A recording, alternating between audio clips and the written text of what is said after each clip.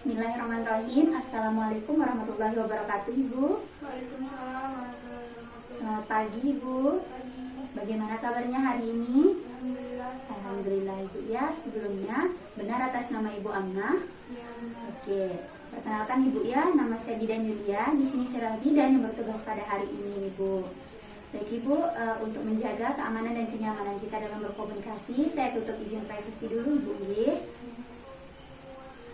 Baik Ibu, hari ini saya akan memberikan pendidikan kesehatan atau melakukan konseling terkait dengan adaptasi perubahan fisiologi pada masa kehamilan, Ibu. Apakah Ibu sudah bersedia, Ibu? Iya.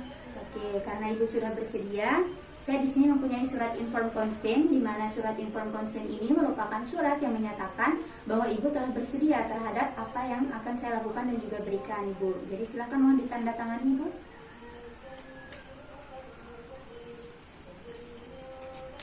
Terima kasih Ibu ya. Di sini juga saya punya leaflet Ibu, di mana di sini ada daftar yang akan saya jelaskan, Ibu. Nah, sebelum saya menjelaskan Ibu, sebelumnya apakah Ibu pernah mendengar atau mengetahui terkait dengan adaptasi perubahan pada fisiologi masa kehamilan ini, Ibu? Belum pernah. Oke, karena Ibu belum pernah mengetahui, saya jelaskan dulu Ibu ini. Adapun adaptasi perubahan fisiologi pada masa kehamilan ini merupakan perubahan hormonal alami atau perubahan fisik yang akan Ibu alami ketika Ibu dalam masa kehamilan ini, Ibu. Nah, yang pertama di sini saya akan menjelaskan pada bagian uterus, Ibu. Perubahan pada bagian uterus ini, uterus akan mengalami perubahan bentuk maupun ukurannya, Ibu, dan juga dia itu akan bertambah keberatannya, Ibu. Nah, di mana uterus ini akan menjadi membesar, di mana ukurannya itu dari sekitar 30 gram sampai dengan 1000 gram pada masa akhir kehamilan, Ibu, yaitu sekitar 40 minggu, Ibu. Nah, selain mengalami pembesaran, dinding uterus ini akan menipis, Ibu. Tetapi walaupun dia itu menipis, dia itu mampu menampung plasenta maupun janin dan juga cairan amnion atau cairan ketuban, Ibu ya. Nah, di sini juga uterus ini akan mengalami pembesaran karena terjadi pertumbuhan janin di dalamnya, Ibu. Dan juga uterus ini mampu merubah bentuk dari rahim, Ibu, di mana ukuran rahim pada awal bulan kehamilan itu sebesar biji alpukat, Ibu. Namun setelah akhir bulan kehamilan ini akan memiliki ukuran sebesar sebujur telur, Ibu. Itu untuk perubahan pada bagian uterus. Bisa dilihat gambarnya di sini, Ibu. Ada leafletnya. Baik Ibu, itu untuk perubahan yang pertama dari bagian perubahan uterus, Ibu. Selanjutnya di sini saya akan menjelaskan perubahan pada bagian serviks, Ibu ya. Nah, untuk bagian serviks bisa dilihat di sini, Ibu, gambarnya ya. Nah, untuk serviks ini dia akan mengalami pelunakan, Ibu. Di mana pelunakan ini dia itu disebabkan karena pembuluh darah di dalam serviks ini meningkat, Ibu, dan juga terjadinya pembengkakan atau edema di dalam serviks, Ibu. Pada akhir kehamilan, pelunakan ini akan menjadi sangat-sangat lunak, Ibu. Dan juga di sini akan membuat leher rahim atau pertiul itu memendek, Ibu. Bagian dari setengahnya itu dia akan mendatar sehingga membuat leher rahim ini akan mengalami kelonggaran, Ibu, sehingga memudahkan kita untuk memasukkan satu jari, Ibu ya, untuk memeriksanya. Dimana pemeriksaan ini bisa dilakukan pada pemeriksaan bagian dalam besok, Ibu ya. Itu untuk perubahan dari bagian serviks, Ibu. Ini. Selanjutnya di sini saya akan menjelaskan perubahan fisiologi pada vagina, Ibu ya. Nah, untuk vagina ini, jaringan otot pada vagina ini dia akan membesar, Ibu, dan juga pada vagina ini dia akan menjadi elastis, Ibu ya, sehingga memungkinkan turunnya bagian bawah janin, Ibu ya. Itu untuk perubahan vagina. Dan juga cairan pada vagina dan juga leher rahim ini akan meningkat pada masa kehamilan, Ibu, sehingga itu yang menimbulkan keputihan, Ibu ya. Dan juga jika keputihannya ini dia itu tidak gatal, tidak berbau menyengat dan juga tidak panas, ini tidak perlu dikhawatirkan, Ibu ya, semuanya baik-baik saja. Itu untuk perubahan pada vagina, Ibu ya. Selanjutnya di sini saya akan menjelaskan perubahan pada bagian ovarium, Ibu ya. Ibu bisa lihat di sini ovarium. Ovarium ini sama artinya dengan dinding telur, Ibu ya. Nah, untuk perubahan pada ovarium ini adalah dia tidak mengalami pembentukan folikel baru, Ibu. Folikel ini bisa disebut dengan gamet atau suatu sel dari tujuan reproduksi, Ibu ya, bisa disebut pembuahan, Ibu. Nah, di sini dia itu tidak mengalami pembentukan folikel baru, tetapi dia itu hanya terlihat perkembangan dari corpus luteum. Corpus luteum ini merupakan bagian dari ovarium atau dinding telur, ya. Itu merupakan perubahan dari ovarium selama ibu hamil, ya. Ini bisa dilihat gambarnya. Selanjutnya di sini saya akan menjelaskan perubahan fisiologi pada payudara, ibu, ya. Nah, biasanya pada awal kehamilan ini payudara itu akan melunak, ibu. Seiring dengan bertambahnya bulan ibu hamil, di sini payudara ini ukurannya akan membesar, ibu, dan juga menonjol, ibu, ya. Pada bagian puting susu ini dia akan menonjol, kemudian pada bagian areolanya ini dia akan berbentuk kehitaman, ibu. Dan juga payudara ini dapat mengeluarkan cairan kuning yang disebut dengan kolostrum, ibu, ya. Nah, untuk cairannya ini walaupun payudara itu mampu mengeluarkan cairan, tetapi dia tidak mampu memproduksi ASI, ibu, karena hormon prolaktinnya ini masih ditekan oleh hormon prolaktin inhibiting, ibu, ya.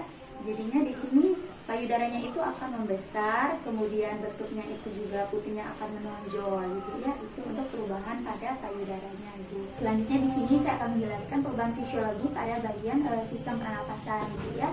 Nah, untuk frekuensi pernapasan ibu selama kehamilan dan juga sebelum hamil itu berbeda, ibu. Dimana pada masa kehamilan ini frekuensi pernapasan ibu itu akan meningkat, ibu, sekitar 20-25%, ibu, ya.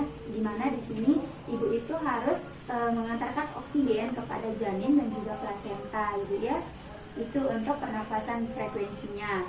Di sini juga pada akhir bulan kehamilan itu ibu akan sering mengalami sesak napas saat tidur, ibu, di mana hal tersebut diakibatkan karena rahim yang semakin membesar, ibu. Kemudian dia itu akan menekan dinding-dinding pernapasan atau otot-otot pernapasan, baik itu di bagian usus juga, ibu, ya, sehingga membuat ibu itu mengalami sesak napas saat tidur dan juga dibarengi dengan bertambahnya berat dari jaringan payudara, ibu, ya. Ini untuk perubahan fisiologi pada bagian payudara, ibu. Baik, ibu, selanjutnya di sini saya akan menjelaskan perubahan fisiologi pada sistem pencernaan, ibu, ya. Ibu bisa lihat di sini. Untuk sistem pencernaan ini, ibu, semakin besar uterus, maka posisi dari lambung dan juga usus ini juga akan bergeser, ibu, sehingga akan menyebabkan rasa tidak nyaman pada bagian ulu hati ibu karena posisi lambung dan juga usus ini sudah bergeser, ibu, ya. Kemudian di sini hormon dari HCG juga akan meningkat, ibu, sehingga membuat ibu itu mengalami mual muntah, ibu, ya. Tetapi apabila mual muntahnya ini berlebihan, ibu bisa langsung memeriksakannya ke dokter, ibu. Itu untuk perubahan dari sistem pencernaan, ibu. Selanjutnya di sini saya akan menjelaskan perubahan fisiologi pada bagian sistem integumen, ibu, ya. Untuk bagian sistem integumen ini merupakan perubahan pada kulit maksudnya, ibu, ya. Nah, pada masa kehamilan di sini ibu itu akan mengalami deposit hiperpigmentasi atau mengalami flek hitam dan juga bercak hitam pada bagian kulit, ibu, ya. Dimana bagian kulitnya itu bisa terjadi pada bagian muka, perut dan juga payudara, ibu. Itu saja untuk perubahan pada sistem kulitnya, ibu, ya. Baik, di sini saya akan menjelaskan perubahan dari sistem perkemihan, ibu, ya. Nah, di dalam sistem perkemihan ini ginjal ibu itu akan membesar, ibu, sehingga membuat ibu ini sering mengalami buang air kecil atau kencing, ibu, ya. Kemudian ureter ibu juga akan membesar, ibu. Kemudian untuk tonus dari otot-otot saluran kemih ini akan menurun akibat dari hormon estrogen dan juga progesteron, ibu, ya. Dan juga dinding kemih ibu ini akan ditekan oleh pembesaran uterus, ibu. Dan juga untuk asam urat di dalam darah ibu itu mungkin menurun, ibu. Tetapi ini adalah merupakan hal yang normal, ibu, ya. Ini merupakan perubahan dari sistem perkemihan, ibu. Baik, ibu, di sini saya akan menjelaskan perubahan fisiologi pada bagian sistem endokrin, ibu, ya. Nah, sistem endokrin ini merupakan sistem yang bekerja pada kelenjar, ibu, ya. Dimana di sini ada 3 perubahan pada masa kehamilan, yaitu yang pertama pada kelenjar tiroid yang dari sini itu akan mengalami sedikit pembesaran pada masa hamil, ibu, ya. Kemudian di sini yang kedua yaitu pada kelenjar hipofisis, yaitu pada bagian kepala, di sini itu akan mengalami juga pembesaran, ibu, ya, terutama pada lobus anterior, ibu, pada bagian sini. Kemudian selanjutnya di sini yang ketiga pada kelenjar adrenal, ibu, pada bagian sini dia itu tidak terlalu terpengaruh, ibu, ya, atau biasa-biasa saja. Itu merupakan perubahan fisiologi pada masa kehamilan pada bagian sistem endokrin, ibu. Baik, selanjutnya di sini ibu saya akan menjelaskan perubahan fisiologi pada sistem kardiovaskular, ibu, ya. Nah, di sini pada sistem kardiovaskular ini metabolisme tubuh ibu itu akan meningkat 30% dibandingkan dengan sebelum tidak hamil ibu ya. Nah, begitu juga dengan sirkulasi tubuh yang juga meningkat. Di sini juga jantung itu akan memompa lebih banyak darah dari 40%, tidak seperti sebelum hamil ibu ya. Dan juga di sini puncak dari sirkulasi darah yang itu adalah mendekati kehamilan 32 minggu ibu ya. Jadinya pada sistem kardiovaskular ini terjadi peningkatan sirkulasi darah yang akan membantu ibu untuk memenuhi kebutuhan dan pertumbuhan bayi di dalam ibu ya. Itu untuk perubahan sistem kardiovaskular.